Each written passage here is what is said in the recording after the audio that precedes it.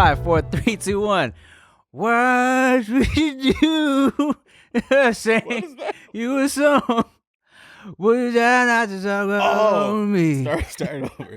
So what would you do if I sang out of tune? Oh, right. Ready? Okay. What would you do if I sang out of tune? Boom, boom, boom. Would you stand out and walk out on me? Boom, boom, boom. Lend me your ears and I'll sing you a song. I'm gonna try not to sing out of key. Oh, baby, For my friend. For my friends. What's up, y'all? Welcome back to the No Chaser Podcast. I'm Tim Chantarangsu. I'm Ricky Shucks. I'm Nikki Blades. Took it back with that one. I was like, I had to We've wait done for that one before on here. On here? Mm-hmm. all of us. Yeah. Really? Yeah, early on we did like a run of TV show. Oh, shit. Okay, we'll try this on for size. Oh, Lord, would you buy me a Mercedes Benz? My friends all drive Porsches. I must make amends. Worked hard all my lifetime. No help from my friends. So, Lord, won't you buy me a Mercedes? I was like, nope, not that one. Damn, y'all don't know the whole thing? No. That was my shit. I don't even know what that's from. Oh, it's Isn't that Dolly Parton? No, it's No. I think it's Janis Joplin, and it's a song that she sang that they used for a Mercedes-Benz commercial. Oh. Yeah. Well, there you go. I only know it from the commercial. Well, Okay. go figure. I was on a streak. What? I was on a streak with knowing the words to the song. It's okay. It's all good. I appreciate y'all singing along with me to that Wonder Years. That was my shit too, man. Yeah. It's a love Wonder Years, bro. Fucking Wendy Cooper. Yeah. Oh, guys. Oh, speaking of Can you? nostalgia. Okay, I can talk. I can't specifically get into it. Okay. But so I shot a pilot with MTV recently, right? For I saw that on Instagram. Yeah. So I posted who I'm doing it with. I can't just, they don't want to specify the name or the set, shit like that. But, oh man, Kelly Kapowski's the host, Tiffany Amber Thiessen, and oh my God. Only thing I've been jealous of you about. Bruh. Oh, I'm so mad. Let me tell you something, man. Look, you know, she's married. She got 2 kids. I'm married. I got a little bun in the oven. But Fuck all that. your boy was me and Rick got this thing we called HGing. Are we telling the people about the HG? Should we not? Go ahead. All right. Because if you watch Wreck-It Ralph, they when Felix the fixer is all in love, he's like, oh, I got the honey glows. So me and Rick you'd be like, oh man, HG right now. So let me tell you, I was on set, like I had to keep myself from staring. I'm like, oh my God, it's Kelly Kapowski. Motherfucking pow. And then at one point, we were going back and forth, and I was like, yeah, no, I like that. You know what? I like you. And she was like, I like you. And I was like, no, literally, I was like, oh my God, Kelly Kapowski like me. Kelly Kapowski said she like me. Your boy was sweating in his seat a little bit. It was nice. You're smitten. Blades, who would you say was your first childhood crush? Oh. Damn. Slater.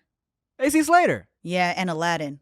Same vibe. Makes sense. I thought Aladdin. I liked Aladdin. I was like, ooh. And Slater. Yeah, Slater was hot. I mean, there's no denying how hot Slater was. Yeah, still hot. Slater had me as an 8-year-old doing crunches in my living room. Yeah.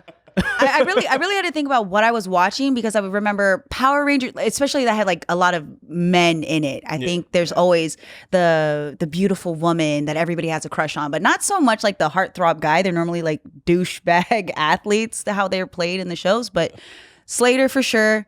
The Power Rangers I liked. Was it the Blue Ranger? You liked Billy? Billy? Yeah, Billy was cute. Oh, Billy was cute. Wait, like from the TV show or from the movie? Because in the movie, he got ripped. I liked him in the TV show. Oh, shit. Yeah, the TV show. And then Powerline. From the Goofy movie. Myself in motion. I was like, oh, it reached. I was like, oh my God. I love to this day. Tevin Campbell sing power line. I was like, you're a cartoon, but I want all of you. Nah, even his little Max is Roxanne. Roxanne. Beautiful. Roxanne, I want to be your man. Oh man, yeah. We only had cartoons pretty much. There wasn't a lot of guys, so I guess. I do remember watching Power Rangers and all the in the little chapel after school, and all the girls geeking out when like Tommy and Jason would come on the screen. No, less geeking for Billy. Billy was like the Chris Kirkpatrick of the group. Kirkchardy? Well, okay, so think about the shows that we watched growing up, and then think about the male characters. Like, were any of them really the heartthrobs? Zach Morris. Wrong color. You didn't say ethnic. He was a heartthrob. You know what? He was, but I never paid attention to him. But you know what? I think girls were just easy because every show had a guy that the girls would go crazy about when he came on screen. That's true. But it was like, why? Right, like why? I didn't get Zach.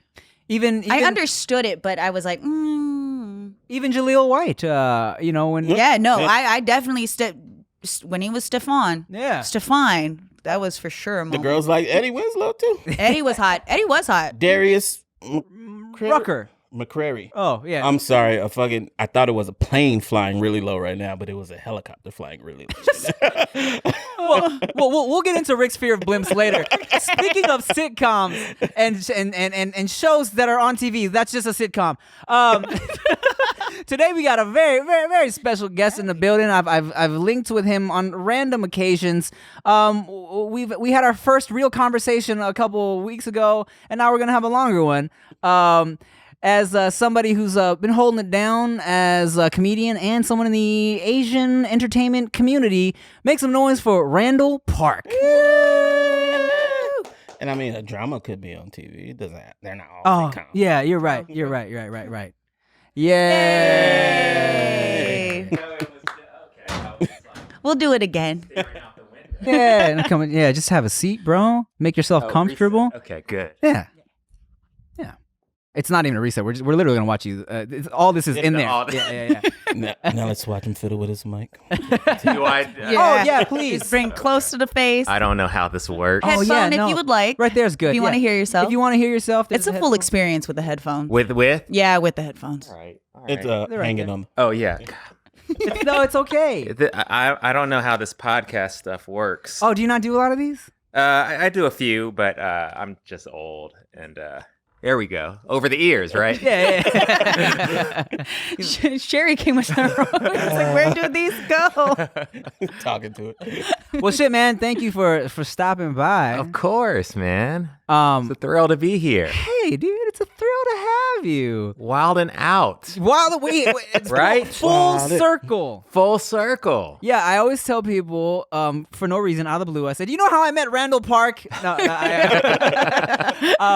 whenever you come up for whatever reason, I say that we met at a random ass like lounge down Lock and Key. I feel like we've met numerous times. Really? I think just over the year, or it's just that I've seen you. I've seen you online and on different things, and Maybe. I feel like I know you just because just from watching. You stalk me. I stalk you just from looking through your bedroom window. I remember the Lock and Key conversation specifically is when I was like, I don't know who said this part first, but it was like, oh, the OG Asian from Wildnout, and you were like, oh, the new Asian on Wildnout, and we like dapped it up. I don't know what the order was, but it was like, oh shit, wow, this is crazy. Hey man, we're one of a handful, right? I mean, literally. Jin. Yeah, Jin. Gene Hong. Do you remember Gene Hong? He was the first. Is he the I'm Asian, like it's some kind of disease, but I got triple your score on the SATs? Because I remember. I think so. So I dated a girl who would always quote that line to me. That was so funny. Was she Asian? No, she wasn't. That makes it terrible. Yeah.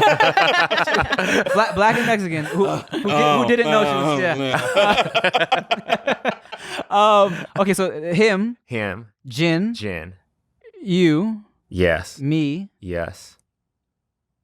There was a girl. There was a Rasica. Oh, Rasica counts. Yeah, for sure. Rasica.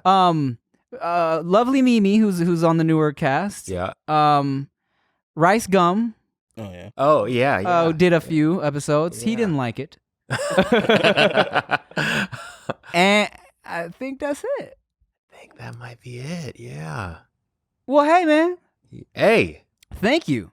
Well, let's talk perfect segue. Yeah. How did that come about for you? And were you really doing a lot of stuff before that, or Wildnout was like your first like big? That was my first like semi-regular thing on TV. So at the time I was broke and just auditioning and doing different things. And I just got a call to audition for this show, Wildnout. It had been out for a couple seasons at that point. It was a big hit. And I was like, oh, okay. And, had to go in like, I feel like 10 times or something like that, Yeah? different levels, Yeah. and then the last few levels were with Nick and a lot of the cast were there. And and then I got the job and I was like, okay, this should be fun. And and it was a lot of fun and it was great. So is your specialty more the improv or the rapping part?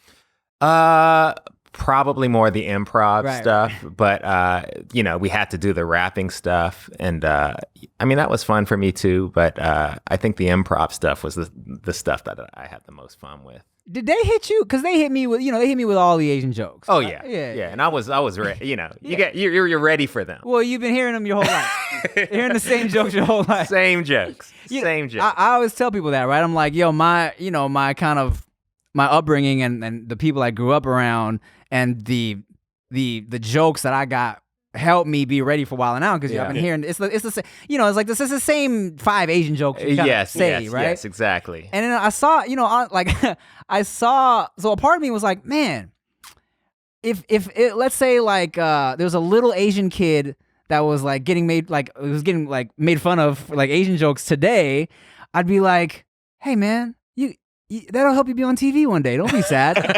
Because like I feel like society's gonna be like, oh, this is fucked up. Don't do that to him. But I'm like, no. Just teach him how to roast back. Yeah. And he'll be on TV. Character. Yeah. Exactly. And if that kid was watching, and then they see Tim with the clever, witty comeback. Right. And usually the comeback is the thing, right? That's the thing. They're setting you up with Totally. and then you come back and then that's like, oh, that's it gives you a sense of pride and makes you feel a little better. Yeah, because they'll root for you when you're getting attacked. Yeah. That's what's dope. When they hit you with the Asian joke, and I'm like, and then everyone's like, all right, what's he gonna say back? Yeah. What was fucked up is when people started realizing that, or when the castmates started realizing I had all the comebacks, and then they stopped coming after me. Right. So then I would right. because I hate coming after people, right, or going after people. So then I would have to be like, all right, let me get. All right, yeah, you're fat. right. But right. you should have just started walking around saying, "Ah, man, I'm so out of comebacks now," and then they would have soaked it in. True, Exactly. You got to play the game. Yeah, people always ask me if I was like, if I ever got like did you ever get offended? Because they ask me that all the time. During the show? Yeah, by the Asian jokes. No. I mean, it was a part of the the show, Yeah. and it was all in good fun and good natured and it was fun and they had to take it just like they had to dish it. So it was like I don't know. I thought it was fun time. Yeah, everyone kind of plays their part. It's like I knew I would get the Asian jokes. Doughboy knew he's gonna get the fat jokes. Justina knows she's gonna get all the "you ain't got no ass" jokes. Right. Your boy has been going on runs around the block, and when I go on my runs, I listen to Bob's Burgers episodes in my ear, and that's why I need some headphones that are really gonna stick to my greasy, sweaty ear lobes. You know what I'm saying? And that's why I F with the Raycons, okay? Raycons, they fit so snug in your ear. Not only that, you get 6 hours of playtime, seamless Bluetooth pairing, more bass, a more compact design, and a noise isolating fit, okay? Not only are Raycon earbuds stylish and discreet, there's no dangling wires or stupid little stems, okay? The company was co-founded by Ray J. I hit it first. And celebrities like Snoop Dogg, Brandy, Mike Tyson are all obsessed with their products, all right? Give them a try. Raycon has a 45-day free return policy, okay? Y'all should give them a try because Raycon has a 45-day free return policy so you can make sure they're the pair of wireless buds for you. And for a limited time, I got y'all with a discount. Get 15% off your order at buyraycon.com/nochaser. That's buyraycon.com/nochaser for a special 15% discount on Raycon wireless earbuds, all right? Make sure to check it out now while the deal's running. Buyraycon.com/nochaser.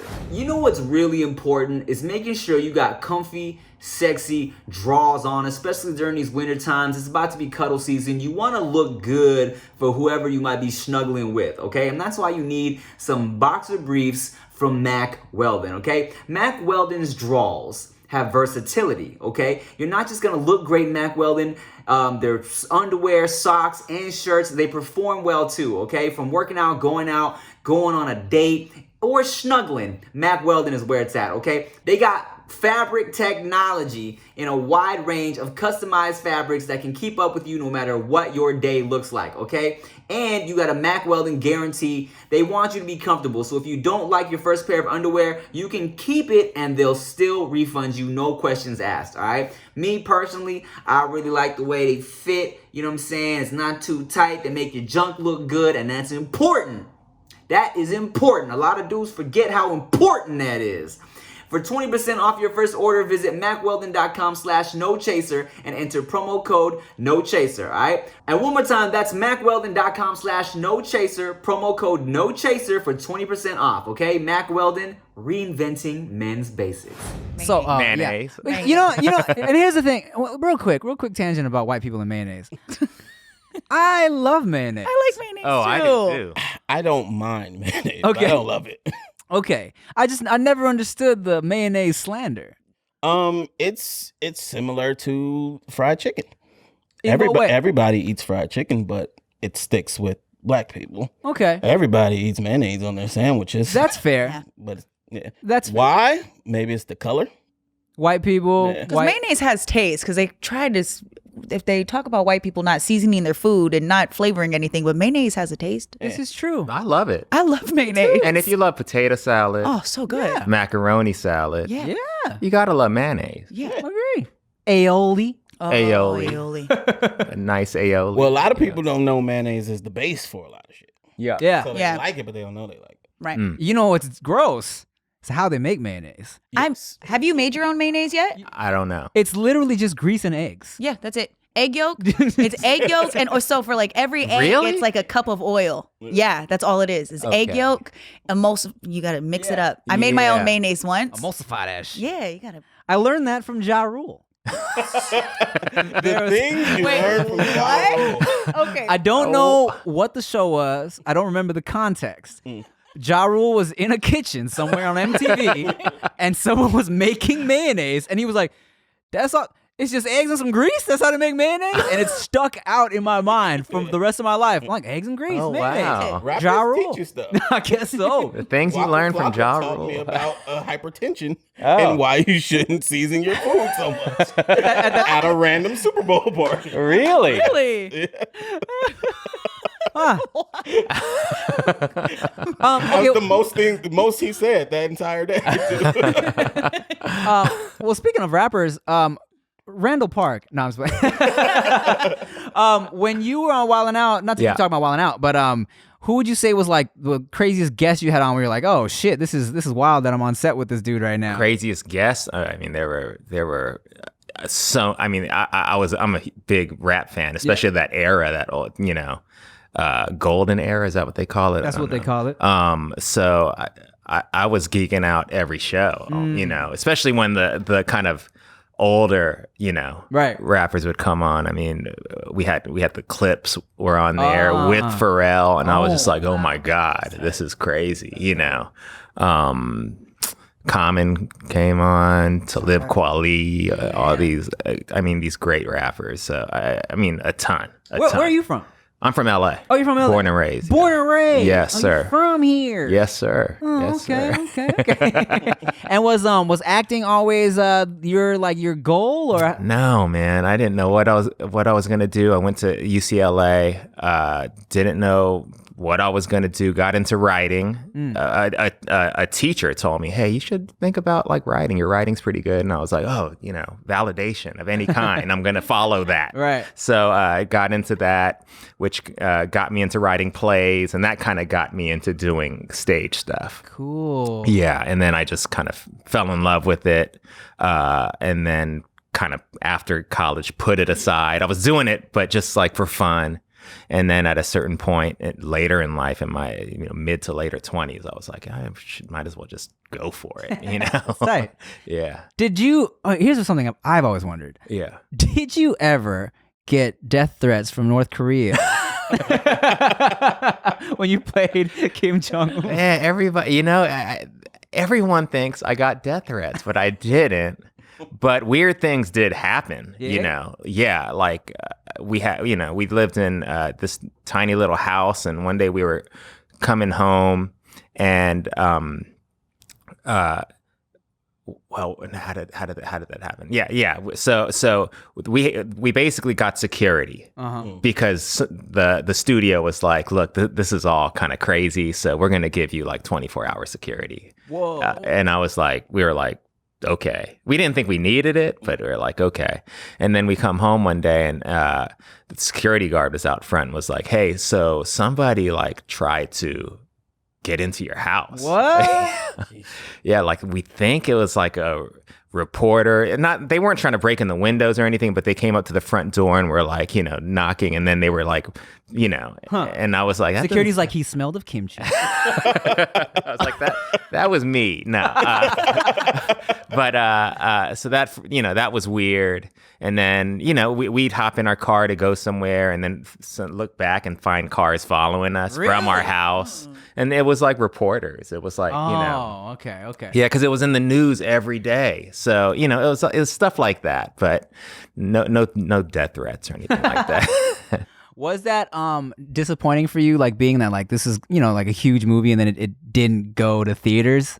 Yeah, at the time.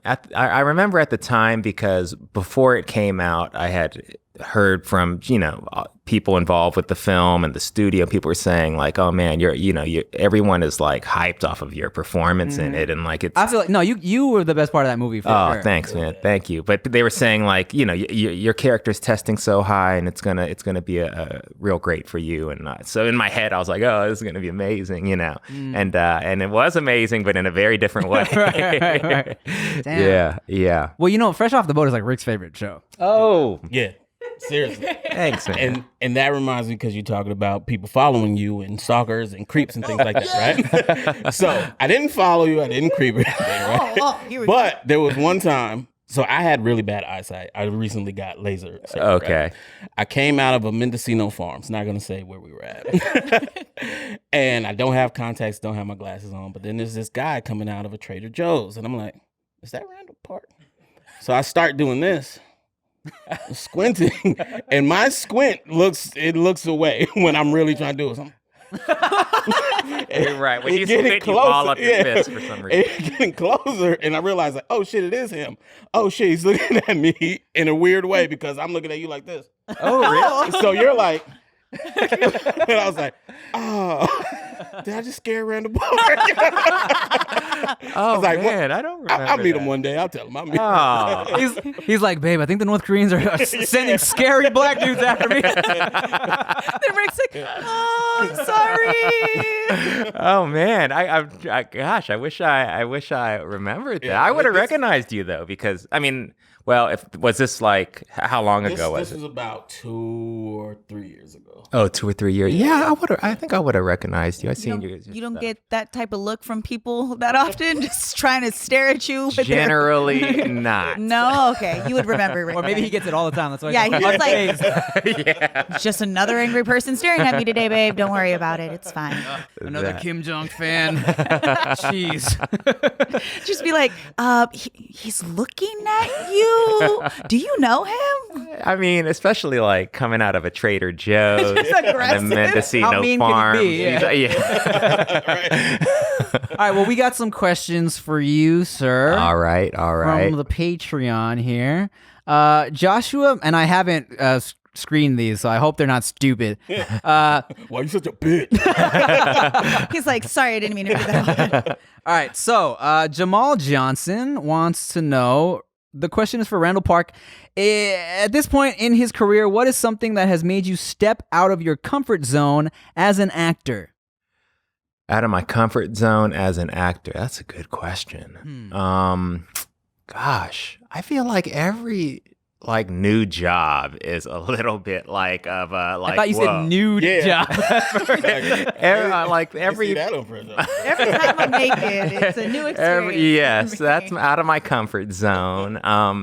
Gosh, that is a really good question, but I do feel like, to a degree, like there are those nerves with like every new venture, you know. And I feel I look at every acting job as like a new thing. But the last time when I was really nervous was probably the interview. You know, that was the last time where I was like, oh God, like where I was playing somebody real, you know, or based on somebody real. And I was also playing someone obviously very controversial. Right. And wanting to kind of walk that line of being, funny, but also not like humanizing him to the point where everyone's like, oh, he's great, you know? Right. You know what I mean? There were a lot of challenges there. Yeah. And so walking that line and also just doing, you know, as the first kind of lead role for me in a big time movie. So I was like feeling a lot of that pressure. And that was probably like the last real like, oh man, this is really out of my comfort zone, but I'll just hone in. But you know, I'd say like, you know, every job is a little bit out of there, but just like take that risk, just have fun with it. Yeah, you killed that one, man. You know, Franco was a little, you know, I didn't like Franco's acting in that, but you killed it. His character was interesting. It was a little. You know, I love James Franco, right? I love that whole crew. But watching the interview, certain Franco parts, I'm like, is he trying to look like he's trying to act right now? Why don't you Mad Dog Franco at the Mendocino Farms, man? That'd be an interesting I will. What the fuck was that? You the reason the movie ain't getting a theater. Yeah, Kim Jong-Un, he's like, oh, Franco, they can't put this out. Oh, shit. All right, let's see. Got a couple more questions. Joshua Mandap asks, as someone who is seen as a trailblazer, especially for the Asians in the industry, what kind of legacy do you want to leave, or what do you want to be known for? If at all. Yeah, I don't think too much about that. I do try to move forward with like purpose and intention. But I mean, really, I think something that I have been thinking about lately is providing more opportunities for others, for younger, newer folks coming out, and using whatever I've accumulated thus far to create things for other people, you know, who are on the cusp or on the come up, and exactly. I was so paying attention. I was like, wait, what the hell's wrong with you? How rude. What is wrong? Drink your big gallon of water over there. Exactly. So like a show for Nikki, you know what I mean? Don't make me say it. Y'all already know. I'm like, yes, part of me is in this conversation too. And Ricky, no. And obviously, you know, right. Like people that I'm a fan of, like the three, you know, like figuring out ways to create opportunities. Just, you know, I started this production company recently with two dear friends of mine, and we're like making shows and stuff. So really, like my like main goal right now is to create more shows and to create more opportunities to let voices be heard. Hey, real quick, it's getting to be cuddle season, and cuddle season leads to fucking season. That's right. And if you like sex, you'll love BlueChew.com, okay? BlueChew.com offers men a performance enhancement for the bedroom. Now, wouldn't you like to last longer and go extra rounds? I would. Your boy's getting older.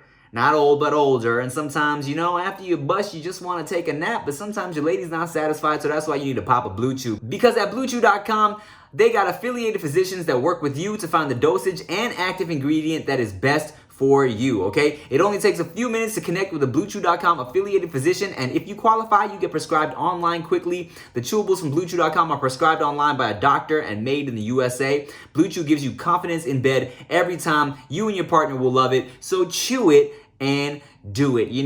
I got a baby coming out soon, and that baby came from sexual intercourse. And you know what? When I had sexual intercourse, sometimes I needed a little something to get me going for some extra rounds, all right? And I got a special deal for y'all. Visit BlueChew.com and get your first order free when you use promo code TIM, all right? Just pay $5 shipping. That's BLUEChew.com, promo code TIM. All the Asian blog sites were posting that you got a new heist movie. Yeah. That's like in development, and that's something that Daniel Day Kim and I are working on. Sexy ass Daniel Day Kim. I know, man. Too sexy. Too sexy. Too sexy. Well, that's dope, man. That's dope. I feel like, it's dope that you're doing that, right? But I also feel like, for you, I feel like you kind of, you're like, hey man, I want to make cool shit, and then there's the angle of people are like, but what are you gonna do for your people? You know what I'm saying? Yeah. But sometimes, like in this case, it just comes down to, hey man, like I'm gonna make cool shit that I can put my people in. Like it doesn't have to be that deep, Yeah, I mean, and I think I think storytelling is just a powerful thing. Like literally, if you tell a story from a voice that comes from a perspective that hasn't been represented, it humanizes those people. So like to me, it's like, yeah, it's fun. And it's something that I just love doing, and but I think it has like big consequences, positive impact overall. For sure. Yeah, I mean, especially as a young Asian dude growing up, and like just consuming TV and not thinking too deeply about it. Seeing like Dante Bosco on like The Fresh Prince or Hanging with Mr. Cooper was like, hey, I could do this if he can do this. And that's like really all it boils down to. Yeah. I mean, and you think about it, it's like coming from an Asian American perspective. It's like, when was the last time you've seen or any time you've seen a Thai family on TV? It's like never. Yeah. It's the last names are too hard to pronounce. And it's nice too that it's being written from somebody and people that have actually lived it versus the perspective that they think it might be. That's the thing now. That's the thing that's happened now because of, the movement and the voices and people kind of, making sure that things are done as authentic as possible. So I think the industry is like responding to that. So it's important to have, people like you out there telling your stories, because then it's like, oh, well, we want to tell a story from a perspective of, say, for a Thai family, and it's like, oh, Tim knows that perspective. He has a following, so let's make that happen, type of thing. It's funny because the shit I have been casted in, it's always like, I think they're afraid of pissing off these specific Asian groups. Yeah. So they gotta be like, all right, so your character's half Thai and Korean. That's why your name is this. Just gonna be really mixed so we don't offend anybody. Yeah, they don't be like, he's not really Chinese. He's Thai. Right. People get pissed. Yeah. I mean, to me, it's like, you want. To me, any like Asian Americans on screen is a good thing. I agree. And I think if it's not like perfect, that's okay for now. you know, because you need that to get to that authentic voice eventually. Yeah, man. Look, Margaret Cho used to have this sitcom called All American Girl, right? It was like the first Asian sitcom ever, right? And I remember watching, and even as a little kid, and being like, first of all, this is amazing. Never seen this before, my people. But I was so young, and I still thought it was funny. But then I also heard that a part of the reason why it didn't get picked up was like a lot of people were very like kind of nitpicky about things they were mad at, like oh the dishes in the background are Chinese and she's Korean. This is inaccurate. It slows. It feels like it slows down the progress sometimes. Like everybody wants perfection, but you can't expect that from entertainment all the time. Yeah, but it's like you also got to understand where it's coming from. It's like when you're deprived of seeing yourself represented, it's kind of like you're so hungry, right? To identify with something, you know, to connect with me so bad. Yeah, so you know it goes both ways, and I think I get both sides of it. But for me, it's like ultimately like you just got to tell more stories. Totally, you just got to tell more stories, and then the more you tell. You know, you need a show like Fresh Off the Boat to tell a story that's maybe less commercial, but more specific and more, and maybe even darker. Maybe the characters are a little more complicated. You know, you need that, and to get Fresh Off the Boat, you need All American Girl. You know, for sure. Yeah. Do you think part of the issue is wanting outside communities to see specific things? Because like I look at a lot of different communities. I've been in their houses, and there's very little differences from what I grew up with. You know what I'm saying? Mm-hmm. So it's like people will say certain things are Americanized, but I'm like, okay, but that's how my friend lives. You know what I'm saying? Like, I feel like sometimes it's like, okay, we live like this, but we need to make sure they see this, and this. Right. How come you didn't show this, and that when they don't do it themselves? Like, right. I mean, to me, that's why it's important to just have like specific voices. Word. Like telling their story, because you can't like deny their truth, you know, like maybe he didn't grow up taking off his shoes in the house, so that's going to be reflected in the show. Yeah. Blasphemy. That is blasphemy. But I may be a better example. But, you know, but that's exactly why I loved Fresh Off the Boat so much, because regardless of who's in it, that was my childhood. Right. You know what I'm saying? Right. The music, the clothes, Shaq being so important. Like all of that was my childhood. And then you see the small differences. The little difference. That's right. And usually the differences are like little details. Right. You know? Yeah. But the underlying thing, I feel like in all sitcoms and all families, is a sassy old grandma. Oh yeah. You gotta have that. Every family. I just want to be an old lady one day. I don't know what's going to happen after this, but being like, I want to be like 75, still able to get it. And I'm probably going to make my grandchildren's friends feel uncomfortable. Like, dude, this is what I used to look like. Just, wow. Like, sassy, grandma. Sassy, creepy, can't tell me nothing. I've already envisioned being old. And I'm like, because I love it. I'm ready for it. Oh, you like that. the GILFs. I feel like that's that's what you've earned. You know, at that point in your life, you could just not care. Totally. Nah, I can't wait to get to that level of old. It's going to be so much fun. It's going to be great. I have a little, I live next to a little 87-year-old granny, and she calls me to like, she'll call me, literally be like, Tim, the microwave on the clock on my microwave won't stop blinking. Can you come over and see what the problem is? Well, I'm gonna come over and help you with my microwave. No, Nikki grandma. no. I'm gonna be like, everything's broken in my house. That's not the purpose of this, Nicholas. Help me. Oh my Y'all gonna want to goodness. know me at 80. You'd be like, she's still having fun. You're gonna have so many little young boys sliding into your old DMs. Let's say if somebody don't lock this down, but the likelihood of that happening, we're looking at gonna have 2 or 3 of them by that time. All right, let's see. I think we have another Randall question here.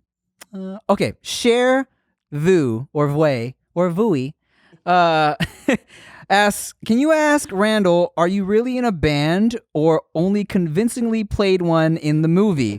Always be my maybe. If you did, what kind of music would you play and what would the band be called? LOL. I am not in a band.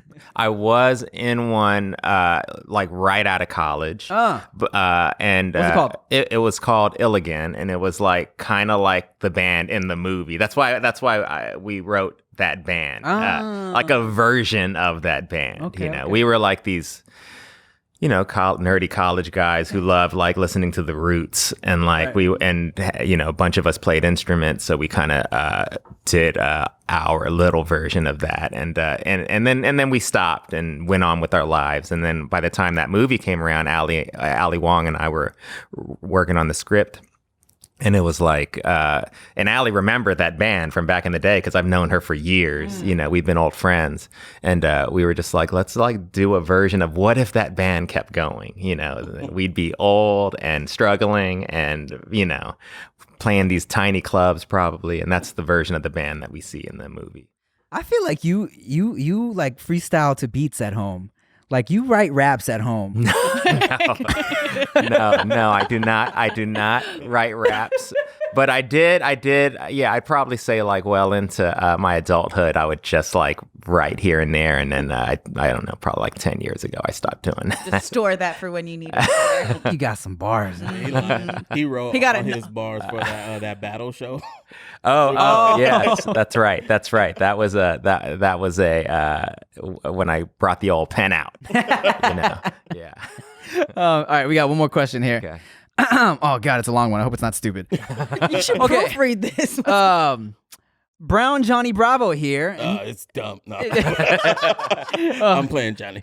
All right, Randall. Thank you guys for being pioneers for Asian representation in the movie and television industry. We all know Asians are musically talented as well, especially with all the Asians that Tim came up with during the golden age of the YouTube Asian era. Why do you think we still have very little Asian representation in the music industry now? This is too deep, bro. It's Man, that's a deep question. Do you think it's our image and visual representation and making those old white men believe we aren't marketable, or could it be factors that are more so our fault rather than the old heads controlling the industry? Oh man. Jeez. I take back my apology. That's a tough one. I think I don't think it's our fault. You know what I mean? Like that I don't think. Right. But I think it's probably a complicated thing. And and racism definitely plays a part of it. But there's a lot of good music coming out, of our communities, and there are a lot of fans who see people BTS, they see people who look like us and they are in it, Totally. So, to the point where even, like K-pop is such a force, right? That I feel like, so I used to canoodle with a girl who was a big K-pop fan who was not, Asian. But she was so hardcore with it that whenever we would hang out, she would make sure to take me to like a ramen place. She would take me to a little Chinatown, but it went beyond that. You know what I'm saying? Like, I feel like she even winged her eyeliner in a way that was very Asian-esque. Were you like offended, or was it just like kind of this weird thing? Well, I wasn't offended. Because it didn't get to the point where I feel like, oh, she's fetishizing me. Yes. And to be honest, back then I wouldn't give a fuck. Yeah, exactly. Yeah. Look, and I understand where you got a fat fetish. What you say? Totally, right? Like, look, I understand. And she wasn't like having you dress up like a samurai or nothing like that. Just going deeper. Just a geisha. Nothing like that. But like I said, man, back then I probably wouldn't. Right. You'd be full samurai. Like, this gets you going.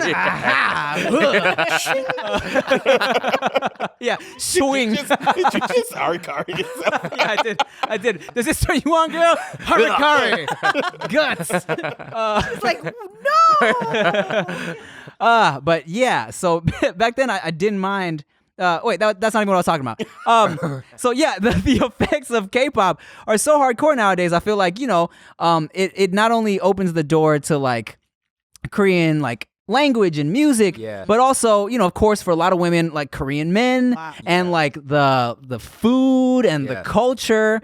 And I had a dude on my live stream the other day. He was like, "Hey man, what do I do like to get girls to, the girls don't like Asian guys around my area. Like, I don't think girls like it." I'm like, dude, they do like Asian guys. Yeah, It's yeah. like K-pop is that's one of the most popular like boy bands out right now. It's like it's not that you stop just They don't like you. just talk to somebody. I get that a lot. So whenever I go on my live, guys are like, "How do I get a girl like you?" Or guy, or what kind of guys do you like? Or oh, you don't like Asian guys? And I'm like, okay, if you're using yourself as an excuse and what you are as an excuse on why somebody doesn't like you, you got a lot of work to do. Right. A lot of work. Like, and going into talk about the K-pop, I did like a deep dive into some Korean rap. Yeah. And I was like, this shit is hard. Like a lot of the music, because they respect it so much. The video qualities are dope. I saw a couple ones with 2 Chainz and other artists like doing collabs. And of course, with anything, it takes time to get to our mainstream. It exists, but we just don't know that it's there. So some people just got to look a little deeper, and you'll be 2 Chainz and a lot of these artists are like, they see where it's going. They're like, there's tons of talent. We're not going to just keep this to ourselves. Let's go. Yeah, exactly. I mean, for me, I was not a fan of K-pop. I knew nothing about it. I somehow stumbled onto tickets for a BTS show at the Rose Bowl and my wife came and we brought 2 friends and I was sitting in there in the audience and it was packed. Right. All different races, different ages.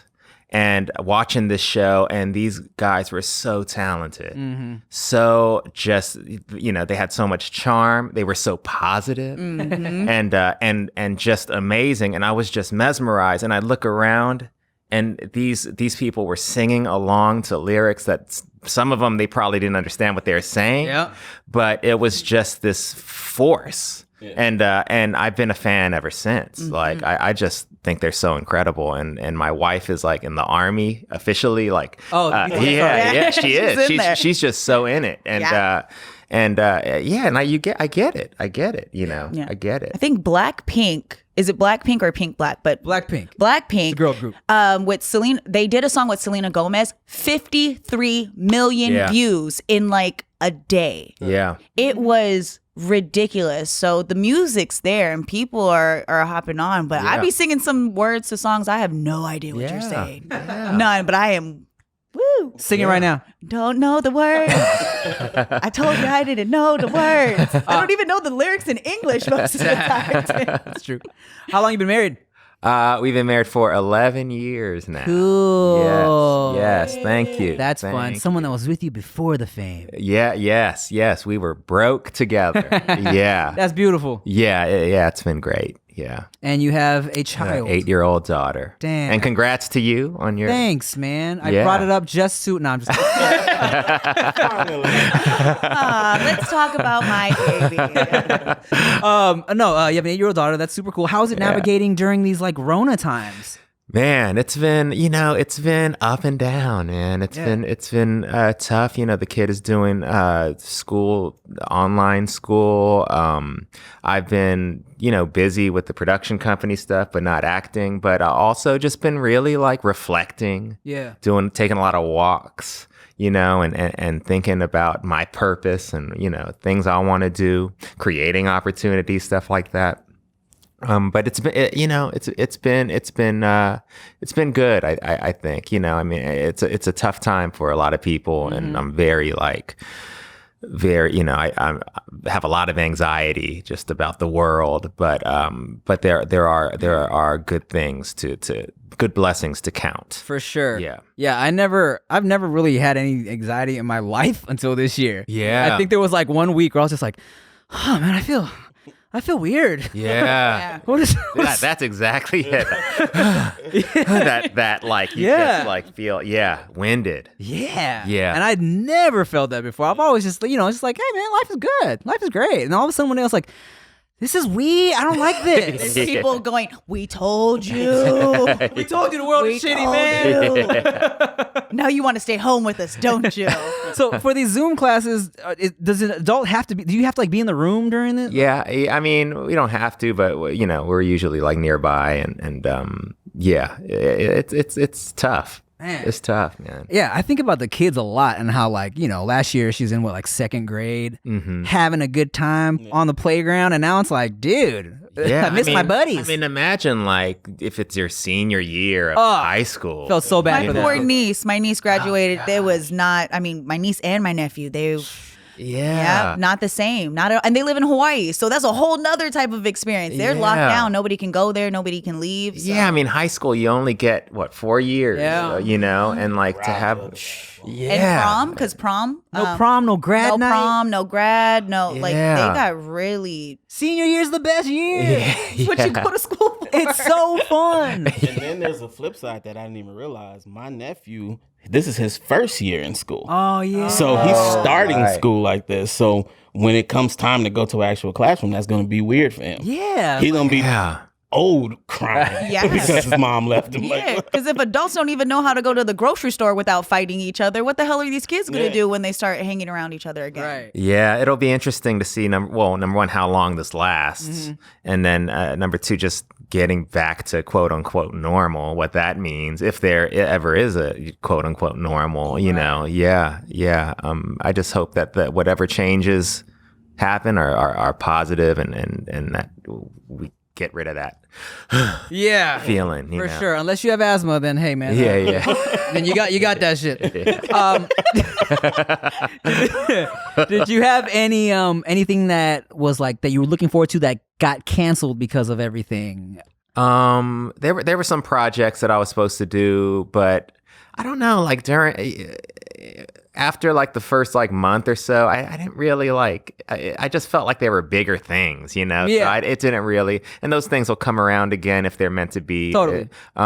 So I wouldn't say anything that really like gave me more anxiety than the world, you know? Yeah. Yeah. 100%. Yeah. Has this been a good time to start thinking about the future projects you can make? Talking about the life during quarantine, your life during quarantine, and kind of what everybody's going through. Yeah, a little bit, because you know we have this production company, so we've been like, you know, developing stuff, and that's been fun. You know, that's been fun, and thinking about my career from here on out, where I want to take it. Yeah. You know, and the approach from here on out. It's definitely been affected by this whole experience, and yeah, for sure. Who do you really want to work with? Like your wish list, if you could put someone in a project and do something with them. Oh man. I hate this question too.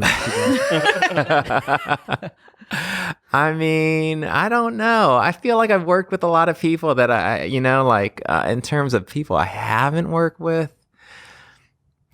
I mean, there's so many people that I love and that I'm a huge fan. I love Steve Carell. Yeah. I just like love Steve Carell, and I did get to work with him once, but we barely got to actually like work with each other. I was just kind of there in the background. So like someone like him, you know. When I posted that picture with you, like half my comments were, "Is that Jim? Is that Jim? You took a picture with Jim? Wow!"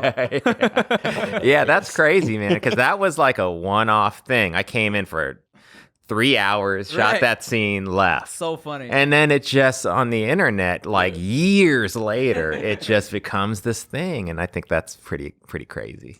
Well, shit, man. Is there anything else you want to like plug or talk about before we get out of here? Man, I don't know. Is there? Not really. What'd you have for breakfast? I didn't have breakfast. Oh, neither wow, did get out. Wait, I don't eat. we didn't eat either. We're so hungry. It's your most important meal of the day. I know, but I love breakfast, but I usually end up eating breakfast like later in the day. I feel you. You know, I do 2 meals a day. I feel you. Yeah. I feel you. Yeah. Depends on what time I woke up for me. Yeah. Even if I wake up early, I generally don't eat breakfast. I know that's not right, but No, that's okay. No, I mean, it's people pretty normal. not right. Eat always. Well, shit, man. Thanks again for Oh coming man, through. thanks for having me, man. Yeah, It was bro. fun talking to you guys. Of course, dude. Looking Yeah. forward to whatever you got going on Thank in the you. future. Thank you so Make sure much. y'all follow Randall Park on everything and look forward to his future projects. And thanks for listening to the No Chaser podcast. I'm Tim Chantarangsu. I'm Ricky Shep. I'm Nikki Blade. Bye.